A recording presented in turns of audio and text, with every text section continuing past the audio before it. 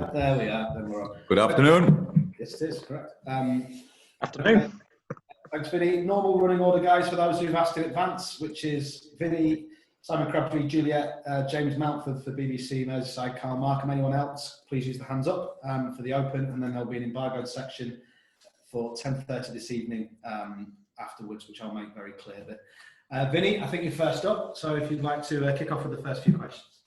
Sure, Jurgen, start with something nice, actually. Have you heard back from Adebayo Akinfenwa after you hit him up with a congratulatory message? And when are you partying with him?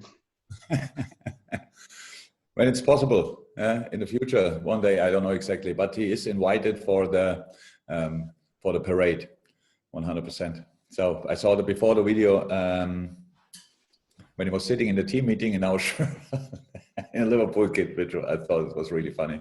No, I watched a game last night. Yes, he responded. He sent a video back. Well, what did he say? That's private. At least a few things in life should stay private. It was nice. It was nice. He was obviously really happy.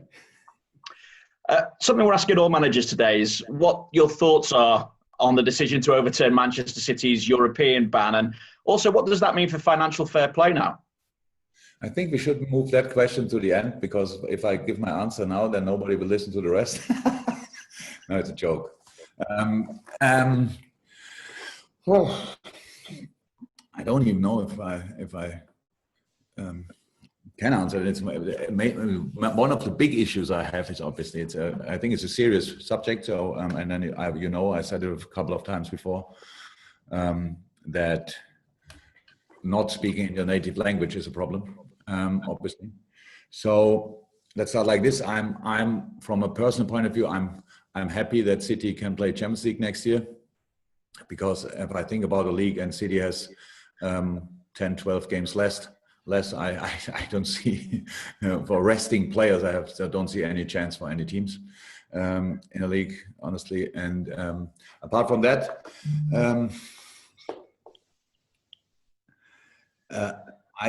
I have absolutely, I don't wish anybody anything bad and stuff. As I said, I'm happy that City can play Champions League, but I don't think it was a good day for football yesterday, to be honest, just because I think FFP is a good idea. It's there for protecting teams, protecting the competition.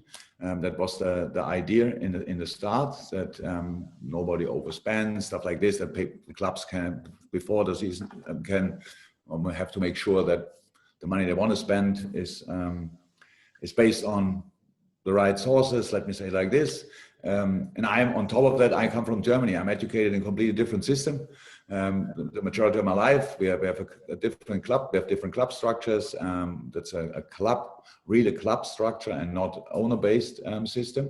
So for me, we never, probably Germany, as long as they stick to that system, they never will have these kind of problems. It's just clear where you get the money from before the season. You get your license. If you don't get the license, then you can't be part of the competition. That's maybe you know that this licensing system in Germany. So makes it slightly difficult, but yeah, I think really FFP is a good idea. And but I don't know. I don't know if anybody of you knows more. I read a little bit about the judgment or the verdict, whatever. But they said why it was like it was, and how I said it's not up to me to judge this, and I don't. I only think this FFP frame, which is for all of us, we all should stick to. That's all I can say. That's what the rules are for, and I really hope that FFP stays, just because it gives at least kind of like borders where you can go to, but not over it. And I think that's good for football. Honestly, if we start doing that, nobody has to care anymore at all, and the richest people or countries can do what they want in football, that would make the competition really difficult. And I think that would lead automatically then in kind of a world super league with like 10 clubs. And I don't know exactly the clubs. It depends then not to the name of the clubs. It depends to the people who own the clubs, and then they can play against each other. I think it makes sense that we have these kind of rules. But about the case from yesterday, or the judgment from yesterday, I don't know enough, or I didn't understand it properly, why this was the judgment. I don't know. So looking ahead to the game then, I just wonder what differences you see in Arsenal under Mikel Arteta, and is this a side that will again be challenging the top four in the not too distant future at least? Unfortunately, probably yes. It looks very much so. It's Mikel is part of this very exciting new coaching generation or managers generation. Really exciting to watch. You can see the ideas behind. Obviously, that's good, influenced by Pep. He worked together with him. Probably they had the same idea already before when Mikel was still a player. And so yes, it's you can see a massive influence of him, and on top of that, obviously at Arsenal a really exciting squad and all the different the offensive. They have more experienced offensive players, which are massive quality, and then coming up a lot of really good ones. So yeah, looks like Arsenal will be a proper challenger again. Thank you. Vinny, Simon Crabtree. Hi, Jurgen. Can I just ask you about sort of any team news, really? I'm just wondering whether James Milner has perhaps got any chance of playing before the end of the season, or if there's any fresh injuries that maybe we don't know about. My last information is, and that's from yesterday, because today I didn't speak to anybody. We have training later. The last information was that Millie is in contention or is pretty safe for the Chelsea game. And nobody told me yet that he will be available tomorrow, and it didn't rain yesterday, so that doesn't it's not a good sign then, but it's will be fine for Chelsea, I'm pretty sure. Apart from that, no new injuries on the list, so we should have the same squad like we had for the Burnley game. Good. In the Liverpool Echo today, our friends there said it was 3 years to the day since Mo Salah made his first appearance in a Liverpool shirt in that pre-season friendly against Wigan when he scored and went off at half-time. And if he plays against Arsenal, it will be his 150th competitive appearance. So I'm just wondering if this is a good time for you to remind us about the first time that he really came on to your radar as a player, and the first time as well that you thought, we've got to have him now. First and foremost, that means he played 50 games a year, each season, 50 games. And still counting, so probably then, yeah, unbelievable. So it's a big number, and obviously he was lucky. We were lucky that he could play all these games because he was not injured, which is good. And on the exactly, yeah, and then I was very positive in the moment when it was clear that we have him, that we signed him, about his future. I remember our talk. Where it was when we first met face to face, and when we spoke about, he said, Sadio, so what's your favorite position? Yeah, it would be right wing. Okay, but Sadio Mane is playing there. He told me and said, and he plays a pretty good season. Yeah, he does, but he can play the other wing as well. So that was pretty much the start, and the idea was clear how we want to play with the boys up front there. But it worked out in a manner which we couldn't have expected. Obviously, they scored now 250 goals since they played together or are involved in 250 goals. I'm not sure, but that's an incredible number. So yeah, it was a good day for Liverpool and a very good day as well for Mo, but because I think it fits really well. And that's very important in life, that you cannot change the world alone, but together with the right people around you, you have a better chance to do it. Thank you, Simon. Juliet, BBC. Hey, Jurgen. Just listening to what you said about FFP with the richest clubs in the countries, if they don't stick to it, it kind of can make football more difficult. And when you see someone like Adebayo Akinfenwa, beast mode last night, just enjoying his success, although he's never played at the highest level, but the journey that he's been on, he didn't have a club 4 years ago, promoted to the championship and everything else. Does that bring you happiness and joy when you see players do that just as much as your own players winning the Premier League, winning the Champions League? Oh, the one is, it's you don't have to mention one thing to celebrate the other thing. It was just nice to see, and I was yesterday before the game, to be 100% honest. I'm neither Wycombe. What is it? Wycombe? Wickham. How you say it, Wickham supporter or Oxford supporter, but Ben Woodburn plays for Oxford, so I was slightly more on the side of Oxford, but I watched the game just for because I want to see it, and then when they won it, and that's just nice. You see how much it means to them. I don't, as when you are involved, I don't like the playoffs too much. I was in my life once or twice. It's the pressure is really is incredible. It's not a lot to do with enjoyment, but the winner afterwards is obviously outstanding, and I liked it a lot. It meant a lot to the manager last night, obviously to all the players there. It meant a lot, and it was on the other side really hard for the Oxford boys. So that's how football is sometimes. There's only one winner possible in these kind of games, and it was last night. Not Oxford, obviously, and that's how it is. But no, I just enjoy these kind of stories. Of course, I like it because as a player, I was in similar situations. So that's how it is. And football meant everything to me before somebody thought it's worth to give him some money for it. And that's why that never changed. And that's why I always will love this game, because you can fulfill your own dreams. It just depends to the dreams. And for some teams, it's a bit earlier. For other teams, they have to wait a little bit longer. But if you work hard, there's still a chance for you and still a possibility for you. And I hope this game stays like it is. And I'm not worried about that. This game will always have these kind of, we always will have these kind of chances. It's just exactly how it should be. If you work really hard, you can make it. Fantastic. Thank you, Juliet. We go to James Mountford from BBC Merseyside for 2 questions. James, if you could unmute, we can't hear you. Maybe James Mountford's not there. Sorry, James, you've not unmuted yourself, so we'll go to Carl Markham, who's next up. Carl? There again. There we are.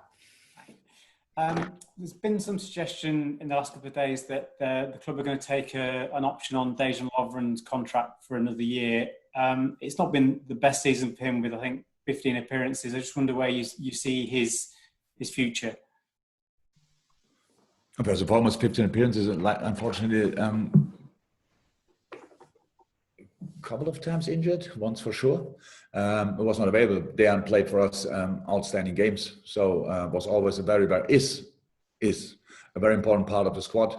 And yeah, absolutely no problem. It's always like this. We have 4 centre halves, and we play usually with 2 of them, but we needed all 4 always. So very, very important role. Played for us the Champions League final. Played a lot of big games. Really, and was a very is always a very reliable player. So nothing else to say about it, to be honest. Is there a value to the experience he has? He's 30. What is he 31 now? So 30. So is there a value you place on the experience he has for you? Yeah, absolutely. How I said, since I'm in, Dejan was always either in the team or close to the team. Or not available. There was nothing else. So we never had problems. So it's all good. But nothing to say about the contract situation, because that's nothing to discuss in the public. It's just how it is. I think that the situation is absolutely clear. Dejan is a player of LFC, and we need him. In this moment again, with Joel injured, we have again only 2 and only 3 centre halves. So 1 more injured, and Dejan had a little problem the last 2 weeks. Not massive, but little, is now available again. That's what you need. What you want, if you need the quality we have on a centre half position to be successful, and that's why there's nothing really to discuss. Okay, fantastic. Carl, we'll try James Mountford again for one from BBC Merseyside. James. Hello, Jurgen. Can you hear me this time? Yes, you're unmuted. Oh, wonderful. Thank you. Jurgen, you mentioned earlier about Mikel Arteta, and he has obviously made the successful transition from being a player to becoming a manager. I just wonder, Jurgen, what potential do you see in your own squad for future managers? A lot of talents in there, because we have very good characters that so like leaders in the team, which is obviously one fact, but the other guys are maybe too young to judge that now. So it's not important to think about that now. The first and foremost, you have to want it as a player. You want to be a manager because you have to learn it. If you are ready to learn it, it's not rocket science. So if you have then the right leadership skills, if you are ready to work hard, because that's the first thing you have to accept. Some players after their career say, okay, football, I have now enough for a while. That's absolutely okay if you want to travel for a year or so, but then you have to start. And then you have to start working, because so until the end of your career, you saw the game mainly only your perspective on the pitch, and you need to get a bigger view on it. And that's something that doesn't work without hours and hours and hours watching football games and try to understand why things happen like they happen on the pitch. So yes, we have talents, but I don't want to put any burden on their shoulders. If they want to do it, they have a lot of players who could do it. If they don't want to do it, I'm fine as well. So because they will find something else. And Virgil van Dijk, if he does complete this season, each game he'll become Liverpool's first outfield player to be an ever-present in back-to-back league campaigns since Robbie Fowler did it in the mid-90s. I just wonder, Jurgen, how does Virgil look after himself off the field to enable him to be such an ever-present? Absolutely. Now we speak about Virgil, but the boys, they do it. We do everything around them to provide the perfect things what they need for recovery. But of course, that's how I said. We have not only Virgil. Virgil played all the games, but all the others were pretty much always available. A lot of them, and that makes it easier to be on the pitch. Yeah. No, it's just what he has to do. He's a sensational professional, no doubt about that. But he plays centre half. Huh? They don't run exactly like the midfielders. So in some games, at least for us. No, it's up to the boys. They take care. And what we can do from a club side, we do, of course, and we try to improve that every day. Actually, for sure, every season we look how the different recovery things work, and if they're good, we stick to them and improve them. If they don't work really well, then we change them. So that's how our process is. We learn still always, and the intensity of the game will not stop. It will always get more and more intense. So we have to make sure that we bring the boys every 3 days in the best possible shape on the pitch. Okay, and as it stands, this will be the last question in the open part before we go to the embargo, and it's from Rick, who's from ABS CBN in the Philippines. Rick, are you there? And I've unmuted you. Yes, I am. No comment. Good afternoon. First and foremost, congratulations, Jurgen, Thank you. on the premiership. My question is there anything you're looking for in these last couple of matches in terms of tactics or individual play, something that you're looking at keenly for your players and for your team? Look, that's difficult because the Premier League game is so demanding. So making changes in this steps and when you play every 3 days is really difficult. So the most important thing in this moment is that we are really competitive, because our opponents obviously play for everything. And so Arsenal now wants to qualify for Europe, and we will feel that, and that's what we have to make sure. And that's good. That's good for our development as well, because be making sure for ourselves that we are ready in each game, even if we don't play for anything apart from points, which for us is the main thing, the 3 points. And the boys showed me that all the time. That's why I was really, really happy with the Burnley game, because it was, from all the Burnley games I played so far with my teams, was one of the better ones for sure. We just didn't score the goals. And then you will always struggle against Burnley, because they believe in this one chance, and they got it, and that's why they could get a point. But that's what we have to show: the attitude, the desire. That's what we have to show. Football tactics, then, that I say now let's change this and that. That you have to for changes. Timing is extremely important, because you have to speak about them and ask for them in moments when the boys are ready for that. And that's now, it was all a difficult time with the lockdown coming back, I was happy to play again, try to find your feet again, stuff like this. We did that, great. Physical status is great. That was very important as well, because it showed us that the boys, when they were at home, we observed that obviously, but that they did all the necessary stuff.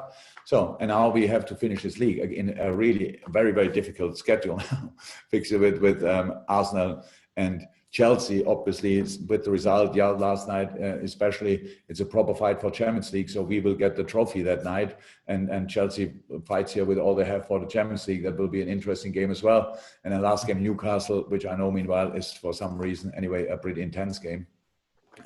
So that's how it is. So I don't ask for changes. I ask for consistency. I want to see us consistent, performing on our highest level. And then it's always like this: if you don't score, and that happens in football, then you have to invest even more. If you score, then you can make your life slightly easier, but without scoring, football will always stay a proper fight. And so far the boys were really ready for that, so I'm fine with that. Okay, Thank you. Thank you very much, and good evening in the Philippines. Right, okay, we're going to go to the embargoed section now, if that's okay, guys. So just bear with us 1 second.